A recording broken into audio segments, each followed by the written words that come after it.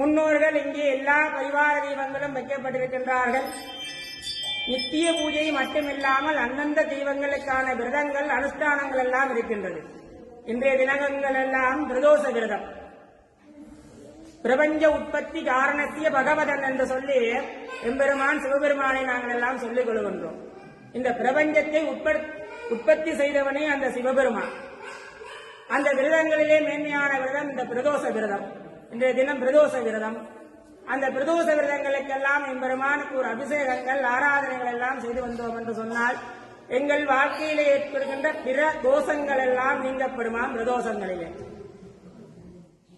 நவக்கிரக வழிபாடுகள் எல்லாம் செய்வோம். தோஷங்கள் நிவர்த்தியாக வேண்டும், பிள்ளைக்கு கல்யாணமாக வேண்டும், குடும்பம் சந்தோஷமாக இருக்க வேண்டும் என்று சொல்லி. ஆனால் எல்லா தோஷங்களும் நிவர்த்தி செய்யப்படுகின்றது இந்த பிரதோஷம். கோளாறு பதியத்திலே சொல்லப்படுகிறது. வேயுறு தோழிபங்கன் விடமுண்ட கண்டன் மிக நல்ல வீணதடவி மாசரு திங்கள் கங்கை முடிமேல் அணிந்தன் உள்ளமே புகுந்த அதனால் ஞாயிறு திங்கள் செவ்வாய் புதன் வியாழன் வெள்ளி சனி பாம்பும் இரண்டும் உடனே ஆசரு நல்ல நல்ல அவை மிக நல்ல நல்ல அடியார் அவர்க்கும் மிகவே என்று சொல்லி சிவபெருமானை கோளாறு பதியத்தில், அதாவது நவக்கிரகத்தினுடைய பதியத்திலே பாடப்பட்டிருக்கின்றது.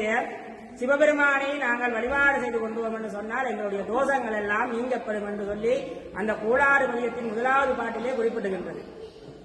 அப்படிப்பட்ட பிரதோஷங்கள் நீங்கள் அனைவரும் ஒவ்வொருவராக விரதங்கள் உபியமாக ஏற்றெடுத்து அபிஷேகங்கள் ஆராதனைகள் எல்லாம் செய்து வர வேண்டும். அதே போல முருகப்பெருமானை நாங்கள் மூலமூர்த்தியாக வைத்திருக்கின்றோம்.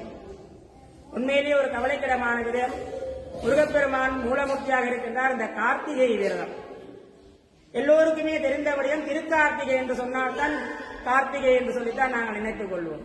இல்லை, மாதாந்தம் வருகின்ற கார்த்திகையும் கார்த்திகை விரதம். முருகப்பெருமான் சாதாரணமாக தோன்றியவர் இல்லை, நெருப்பிலே தோன்றியவர். நெற்றிக்கண்ணிலுடைய நெருப்பிலே தோன்றியவர் முருகப்பெருமான். அந்த முருகப்பெருமானை சரவண பொய்கையிலே ஆதரித்து வளர்த்தவர்கள் கார்த்திகை பெண்கள். அந்த கார்த்திகை பெண்கள் முருகப்பெருமானை ஆதரித்து வளர்த்து வந்ததாலே அவருக்கு கொடுக்கப்பட்ட அனுக்கிரகம்தான் அந்த கார்த்திகை விரதம். நாங்கள் அனுஷ்டித்து எம்பெருமானை தரிசனம் செய்தோம் என்று சொன்னால் எங்களுடைய வாழ்க்கையும் சுபீட்சமாகும் என்று சொல்லி ஒவ்வொரு விரதங்களுக்கும் ஒவ்வொரு குழுக்கள் எல்லாம் சொல்லியிருக்கின்றார்கள். ஆகையினாலே இந்த விரதங்கள் அனுஷ்டானங்கள் எல்லாம் பின்பற்றி மாதந்தோறும் வருகின்ற பூஜைகள் எல்லாம் நீங்கள் உபயமாக பெற்று முருகப்பெருமானுடைய வளர்ச்சியிலும் பங்கு கொண்டு இந்த வையத்திலே வாழ்வாங்கு வாழ வேண்டும் என்று பிரார்த்தனை செய்து கொள்கின்றோம். எல்லோருக்கும் தெரியும், குறிப்பிட்ட விசேஷங்கள் தான் விசேஷம் என்று சொல்லி நாங்கள் எல்லோருமே மனதில் நினைத்துக் கொள்கின்றோம். இல்லை, மாதாந்தம் நடைபெறுகின்ற பூஜை கூட விசேஷங்கள் தான். மகோத்சவம் செய்கின்றோம் காமிய கிரியாக. நித்திய கிரியை, நைமித்திய கிரியை, காமிய கிரியை. மகோத்சவம் காமிய கிரியைகளை அடங்குகின்றது. நித்திய நைமித்திய கிரியைகளிலே வருகின்ற குற்றங்குறைகள் எல்லாத்தையும் தீர்த்து வைப்பதற்காகத்தான் இந்த காமிய கிரியை என்று சொல்லப்படுகின்ற மகோத்சவங்கள் எல்லாம் அடங்குகின்றது. நித்திய நைமித்திய கிரியை என்று சொன்னால் நித்திய பூஜை மட்டுமல்ல, அதிலே வருகின்ற இடைப்பட்ட பூஜைகள் எல்லாம் தான்.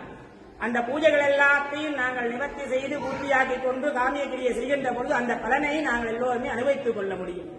ஆக